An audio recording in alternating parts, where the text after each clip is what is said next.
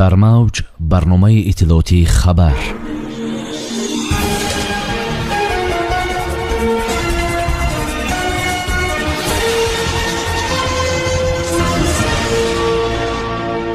сафари ҳаҷи умра аз январи 2021 шурӯъ мешавад. маркази тестии хатмкунандагони бадахшону суғд ва раштро аз имтиҳони озмоишӣ мегузаронад. 3 китоби бадеӣ то оғози имтиҳон, тавсия барои донишҷӯёни ҳуқуқшинос. истеҳсоли тухму гӯшт дар вилояти суғд афзоиш ёфт, аммо нархҳо дар бозор поён нарафтааст. беш аз 47% мардуми афғонистон зери хатти фақр зиндагӣ мекунанд. шарҳи ин ва дигар хабарҳо бо шумо ҳастам Муниса Атамуллоева. салом. сафари шаҳрвандони тоҷикистон барои адои ҳаҷи умра то моҳи январи соли 2021 ба таъхир гузошта шудааст. масъулони ширкатҳое ки ба сафарбаркунии сокинони кишвар барои зиёрати ҳаҷи умра муҷаввиз доранд гуфтанд, ки сафари шаҳрвандон то нимаҳои аввали моҳи январи соли 2021 мутаваққиф шудааст. пештар гуфта мешуд, ки сафари нахустин гурӯҳи сокинон барои зиёрати шаҳрҳои муқаддаси ислом Маккаи Мукаррама ва Мадинаи Мунаввара дар поёни моҳи ноябр шурӯъ хоҳад шуд. Абдулмаҷид Зокиров аз масъулони ширкати сайёҳӣ Расул Сохтмон дар суҳбат ба Спутник Тоҷикистон гуфт, чунин пешниҳоди таъхиргузорӣ аз ҷониби мутасаддиёни кишвари Арабистони Саудӣ сурат гирифтааст. масъулони вазорати ҳаҷи Арабистони Саудӣ пешниҳод карданд, ки аз моҳи шашуми солшумории қамарӣ, ки ба охирҳои моҳи январи соли 2021 рост меояд, ба қабули зиёраткунандагон шурӯъ мекунанд. сабаби то ба ин вақт мутаваққиф гузоштани қабули шаҳрвандонро ба анҷом додани корҳои безараргардонӣ алайҳи пандемияи коронавирус маънӣ дод карданд, гуфт Зокиров. намояндаи Расул Сохтмон гуфт, вазорати ҳаҷи кишвари Арабистон синну соли зиёраткунандаҳоро бо сабаби хуруҷи бемории ҳамагири COVID-19 маҳдуд намуда, ҳоло танҳо барои аз 18 то 50 солаҳо барои сафар ба ин кишвар рухсат дода мешавад. маркази миллии тестиқ ният дорад аз 8 то 10 декабр дар 21 шаҳру ноҳияи ҷумҳурӣ хаткунандагонро аз имтиҳони озмоишӣ гузаронад, хабар медиҳад агентии Ховар. ба иттилои манбаи имтиҳони озмоишӣ дар 3 шаҳру ноҳияҳои вилояти мухтори кӯҳистони Бадахшон, ноҳияи Рашт ва 17 шаҳру ноҳияи вилояти Суғд баргузор мегардад. гуфта мешавад, маркази миллии дониши дасти кам 5255 нафар хаткунандагони муассисаҳои таълимии таҳсилоти миёнаи умумиро месанҷад. дар мувофиқа бо муассисаҳои таълимии хаткунандагон бо чунин тарз ба гурӯҳи ихтисосҳо тақсим шуданд.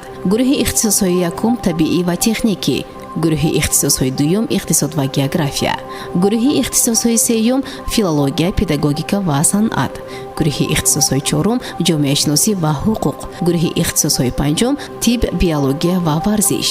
коркарди варақаҳои ҷавобҳо дар маркази миллии тестӣ ба таври автоматик гузаронида шуда, натиҷаи он ба раёсату шӯъбаҳои маорифи шаҳру ноҳияҳо вобаста ба ҳар иштирокчӣ равона карда мешавад. манбаъ меафзояд, мақсад аз гузаронидани озмоиши мазкури шиносои хаткунандагон бо тарҳи нави маҷмӯи фанҳои имтиҳонӣ, дарки масъулият дар вақти супоридани имтиҳонҳои воқеӣ ва шинос шудан бо таркиби саволу масъалаҳои тест вобаста ба фанҳои имтиҳонҳо мебошад. бинобар як қарори шӯрои олимони факултаи ҳуқуқшиносии донишгоҳи миллии Тоҷикистон, донишҷӯён танҳо пас аз гузаштани санҷиши китобҳои бадеӣ ба имтиҳонҳо роҳ хоҳанд ёфт. ин қарор ба хотири баланд бардоштани масъулияти донишҷӯён дар самти омӯзиши адабиёти бадеӣ, таъмини камолоти фарҳанги китобхонӣ, дарёфти истеъдодҳо, огоҳ гардидани ҷавонон аз таъриху адабиёти худу ҷаҳон ва арҷ гузоштан ба арзишҳои бадеӣ содир шудааст. бино ба он ҳар як донишҷӯ вазифадор мешавад, ки дар як нимсолаи таҳсил накам аз 3 китоби бадеӣ хонад, то дар имтиҳон дастгирӣ ёбад. пеш аз оғози имтиҳонҳо аз ҳар як донишҷӯ дар хусуси азбар намудани адабиёти бадеӣ санҷиш гирифта шуда баҳогузорӣ карда мешавад, омадааст дар қарор. вазорати кишоварзии Тоҷикистон хабар додааст, ки нисбат ба соли қаблӣ саршумори чорвои калон дар вилояти Суғд афзоиш ёфтааст. тибқи иттилои дафтари матбуотии вазорати кишоварзии Тоҷикистон то аввали моҳи ноябр дар ҳамаи шаклҳои хоҷагидории вилояти Суғд саршумори чорвои калон ба зиёда аз 667 000 сар, чорвои майда 1,6 миллион сар, парранда 5 миллион сар ва асб наздик 9 000 сар расонида шуд, ки дар муқоиса нисбат ба нишондиҳандаи ҳамин даври соли 2019 мутаносибан чорвои калон 5,8 000 сар, моли майда 16 000 сар, парранда 1,2 миллион сар ва асб 77 сар зиёд гардидааст. гуфта шудааст, ки дар натиҷаи андешидани тадбирҳои зарурӣ дар вилоят давоми 10 моҳи соли равон зиёдшавии саршумори чорвою парранда ва истеҳсоли маҳсулоти соҳаи чорвопарварӣ барзиёд таъмин карда шуд. ҳасибуллоҳ муваҳидӣ муовини идораи омури Афғонистон ахиран эълон кард ки беш аз 47% мардуми Афғонистон зери хатти фақр зиндагӣ мекунанд ки ин рақам 4 соли пеш 54%-ро ташкил медод. иттилоъ додааст радиои Садои Хӯросон дар истинод ба хабаргузории ОВО. ҳасибуллоҳ муваҳидӣ афзудааст ки мизони фақр дар Кобул ҳудуди 14% ва дар Бодғиз 85% эълон шудааст. Бонки ҷаҳонӣ ҳам дар гузориши ҷадидии худ эълон кардааст фақр дар Афғонистон бар асари ҳамагирии вируси корона 72% афзоиш ёфтааст. Бар асоси ин гузориш ҳудуди 15 миллион афғон аз назари иқтисодӣ осебпазир ҳастанд.